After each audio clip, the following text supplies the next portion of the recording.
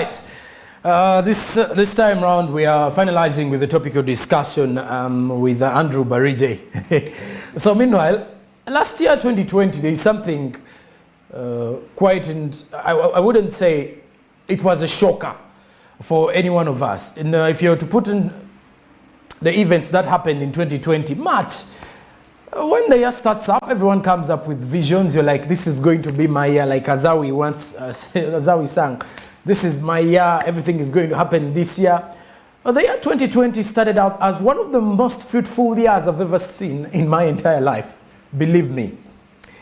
And as we are heading to March, cases had started in December 2019, and we're hearing of a coronavirus, and we're like, countries are coming up with lockdowns, restrictions, and we're like, nah, that can't happen in Uganda. President Museveni was like, no, we are going into a lockdown. When the lockdown came through, some of the words that most of us go to understand is curfew. That was a new word for some of us who have actually been born in a generation that has not seen anything to do with war. So when you talk about curfew, now everyone in this generation understands that there is that time. Curfew time is when no one is supposed to move. Away from Uganda, let's head to our neighbors in Kenya. Yesterday, news was surrounding the internet and across media platforms of the fact that President UHURU KENYATTA lifted the lockdown ban, which has been there for over a year, for more than 18 months, as there was lockdown in Kenya. There was curfew time in Kenya. Just like our curfew is starting from 5:30 a.m. to 7 p.m. currently. Now, in there, brings us to the situation where President UHURU KENYATTA has come under the pressure to ease Kenya's COVID-19 restrictions, and the major one being curfew time. This comes after a sharp decline in infections and hospital admissions reported in the previous weeks. The bigger question now is Uganda ready for curfew to be lifted? I have Andrew Barije, and we are definitely discussing this. Andrew, when this came through, what was the first thing you thought about? Well, first of all, I saw disaster. That's what I can say. It was a really disaster. I saw some disaster, and also I felt like when this whole thing curfew came in, there is this feeling that, oh, my dreams have been shut down. But at the end of the day, we had to think beyond the box. You know, we had no choice, because when we heard about this, we just had nothing to do about it. All we had to do was that, okay, let's receive it like the way it is, and we see the way forward.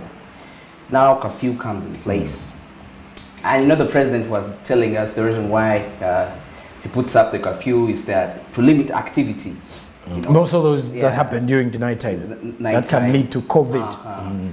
Exactly. You know, as he was telling us, the scientists were advising him.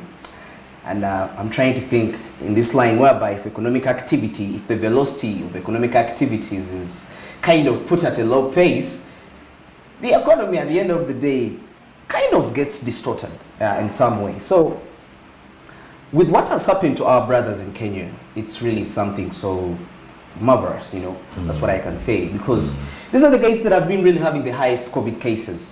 Yes, and actually, I remember even before COVID came to Uganda, Kenya had already cases, and you know, there are these whole things that used to come around, people saying Uganda is a special country, but you know, in the fight against COVID, when we got our first case, I think it was in March, late March. It was in April, because late March is when we are actually heading into.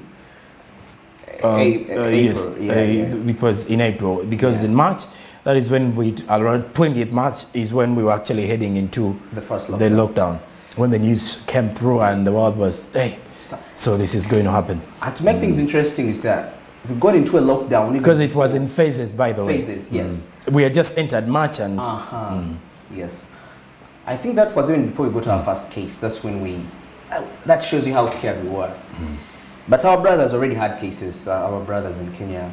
And the fact that yesterday, they are like pushing up, removing the curfew totally, I think it should really communicate something. Because Uganda, we've really had low cases. Because when you compare the death cases we've had, So fast since the beginning of the pandemic, since the first case in early April till today, one country could lose such people in a day. Yes, you could see cases of. I think Italy was the biggest example back in the day, and it was, when we registered our first case at the airport with the one businessman who was actually coming in from Dubai. Dubai, yes. I guess the tension arose in the country, where everyone was now scared in the fact that you realize that I'm next, because the narrative, the way this thing, the virus is spread, is what was worrying at the time. Whereby someone tells you, don't touch your soft parts. The soft parts, the nose, the mouth, the eyes, make sure you sanitize, social distance. You could see that most of them are very difficult to control. Something like touching your eye or your mouth. It's natural. And at the time you would start actually living on tension and feeling like, oh, this is actually happening. Yes. But now, surprisingly, in Kenya, where you've actually said they had more cases, they've registered a sharp decline in the recent weeks. Yeah, I think that's because of the way they have responded to the vaccination. And the fact that even the doses that Kenya is receiving, it must be Johnson & Johnson. And I'm not trying to say other vaccines are not, because... No, there are quite a number of vaccines that are coming through, by the way. Many vaccines. And the drive, I think the drive of Kenya is quite different from ours. From our, because now the government is also on a serious drive to see that the population gets vaccinated. But the challenge there is in Kenya, I think the challenge there is here is the masses. You see, the problem in the world is sensitization can be there, but are the people willing to get the jab? No, sensitization is actually being done, because trust me, every time I go, I'm in a taxi, I'm hearing these adverts on radio, get vaccinated. Now we even have one running here as well. You see that? So you can... So sensitization has been done. But now the challenge is the people whom they're going to be vaccinated. Sometimes we are too stubborn. We have this whole mindset that the vaccine is not going to work, that are side effects. Truth is, what I now, Andrew, let's also look at the situation in Kenya. You see, if you look at a few days back, bar operators were restricted from operating from 5 p.m. to 7 p.m. And the bar owners actually came out and said the government should review the night curfew, saying that more than 250,000 jobs have been lost since that time. We all know the impact of the entertainment sector in Uganda. If you're to look at the sector, which has been closed for 2 years, I always got a chance to attend some of the local concerts here in Uganda of the artists. And the challenge of what I realized, it employs many people. From the artist who's going to perform, we have the MCs, we have even the promoters. We have these guys who are going to organize the stage. We have people who are collecting the tickets. Look at the employment opportunities there in just one concert. Look at the people who are selling different commodities, or people who are actually selling drinks, selling edibles in just one concert. Someone can actually make some profit out of there. All those fall under the entertainment sector. Now look at the bars. In the night, if I can actually give you an example in Kajansi, where I do come from, where I do stay now, is during 2 p.m., 2 a.m., not 2 p.m. even. It's 2 a.m. in the morning. 2 a.m. in the morning, That time when bars are actually catching up, because people start moving in the bar from as early as 9 p.m. Now the catch hours are midnight to 4 a.m. Now at 2 a.m., if you would move around the roadside areas, in most business centers, chapati guys were working, borders are still operating. At that time, people make serious money. Remember, if you're to see these drunkos, I don't want to use the word though, people who are from the bars, they tend to splash a lot of money. At that time, someone can actually sell to you a product at a very expensive rate, but because you feel alcohol has hit you, you can purchase anything you want. So you could see the impact of that. Now, if you look at that sector, if we're to mention the businesses that have been affected by curfew, there are very many. Very many. And now if you, to give an example in Kenya, I think Kenya is now, like you said, it's a marvelous situation. Kenyans are jubilating, I guess.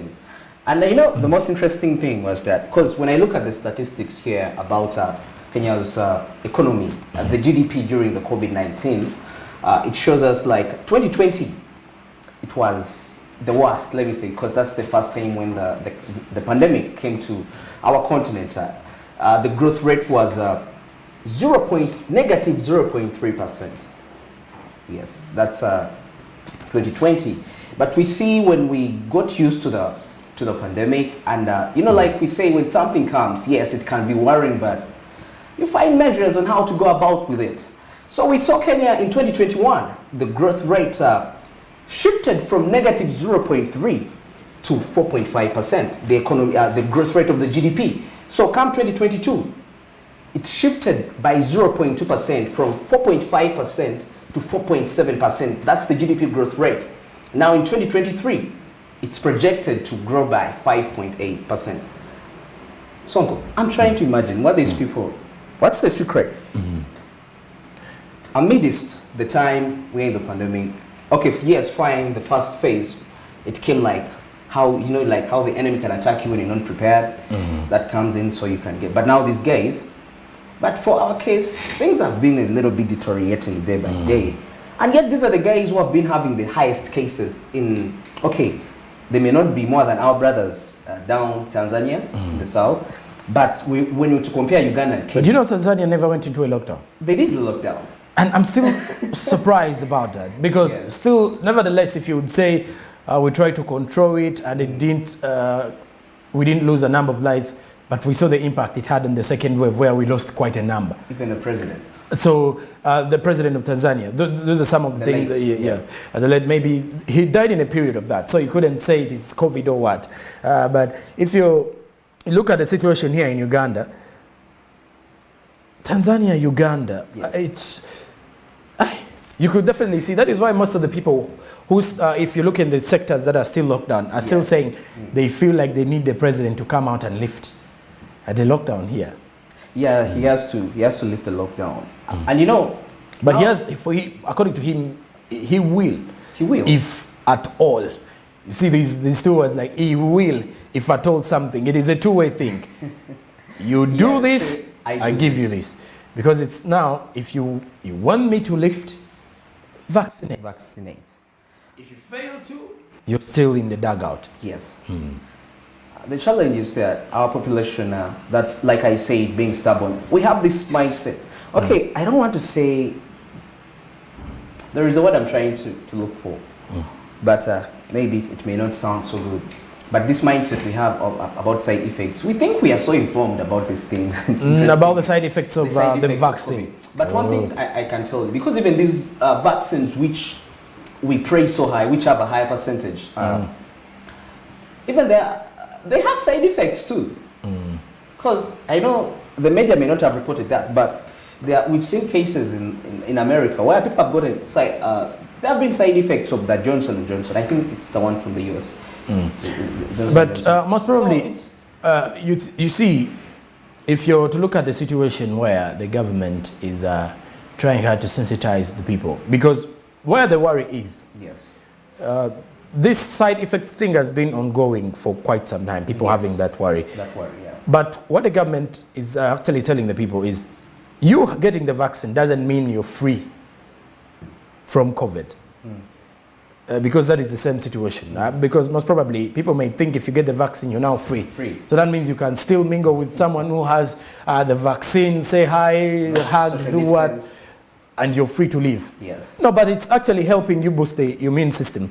Just like when you're taking these fruits, you're taking whatsoever is actually being given out. You know all the situations. You take, they keep on telling us you need to boost your immune system. Focus on the nutrients you're taking, focus on the diet that you're actually having. It is the same situation. Here the vaccine is just helping you boost the immunity to fight against. The immunity, actually when you're vaccinated, you have a higher chance. Actually, I read a scientist on, one of the American scientists, and he was like, you have 6 times chances of not getting, and you have also 6 times chances of not dying from the virus.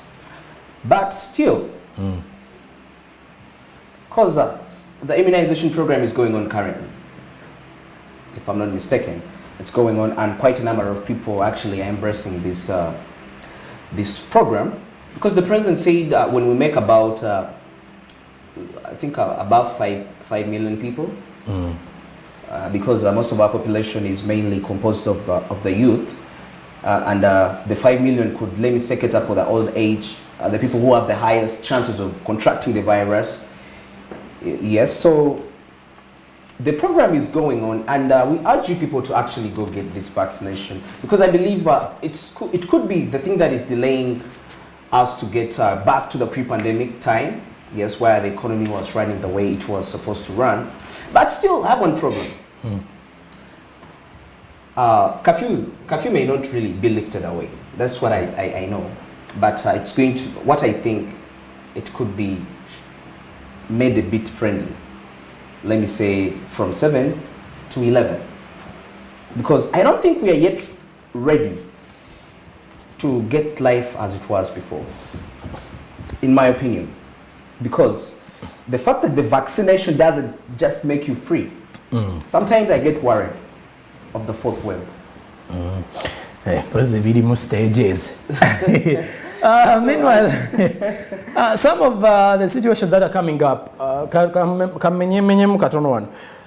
Lunaku lw'ejjo President wa Kenya UHURU KENYATTA yajeewo curfew. Kati Kenya tewakyali curfew, kiba kitegeeza nti gwali eyo Munnayuganda kiringa President Museveni okujja n'agamba tewakyali curfew, musobola okusigala nga mu carrying out all the activities. Kiba kitegeeza activities z'ekiro ziba zizzeemu okukola. Naye anyway, this also applies to whether the president ayinza okugamba nti activities ziyinza okuddamu naye era amabaala maggale. No. My suggestion is like this. He can release every sector. You know, or some sectors can be given days to work the right thing, because we are looking at the bigger picture.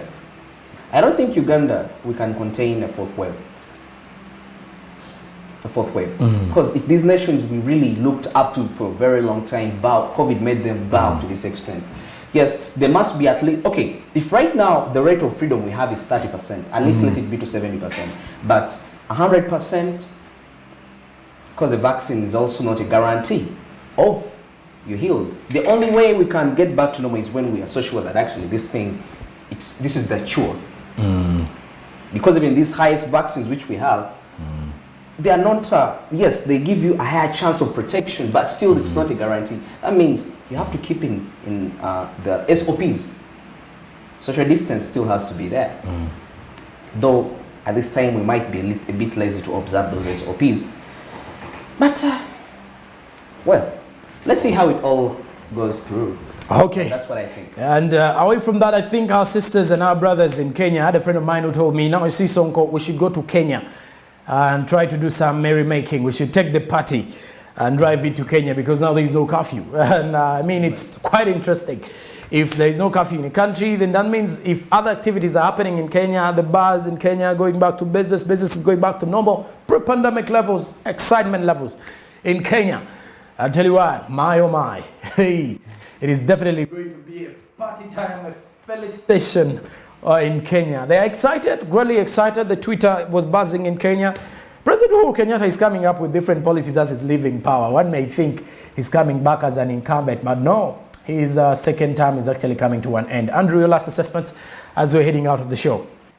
Yeah, my last assessment concerning this topic of discussion is that, yes, curfew being lifted is really something interesting, because it's not only something I can say about making parties, but I look at the side of the economy that there are sectors that have been locked down are going to earn some more income. And you know, when income is earned, revenue is generated through the taxes. But still, I still want to urge you, the viewers out there, don't forget, just have this in mind, that a vaccine is not a guarantee to total cure. Not until we get the total cure is when we can be so free to do whatever we want. Despite the freedom we're going to receive when the curfew probably is lifted, or maybe totally taken away.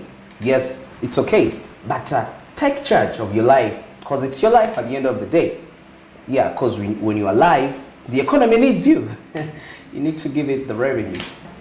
You did say when the economy needs, you see, every one of us, I think, will benefit from the situation where if we are to talk about the revenue and talk about, just as we're winding up, by the way, your social media platforms and the topic that we're actually social media discussing. platforms at Barije Andrew, Twitter, Facebook, Barije Andrew, and YouTube, Barije Andrew.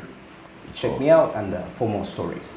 For more stories, surely, if we are to actually move on into that. And of course, I'm Joram Paul Sonko. Thank you for joining us. This man means business, and we're definitely driving your businesses to your customers, to any service, the person who's actually going to receive your service as well. Joram Paul Sonko on Facebook, Twitter, Instagram as well. Mr. Hey, Chokadia. Ciao, adios.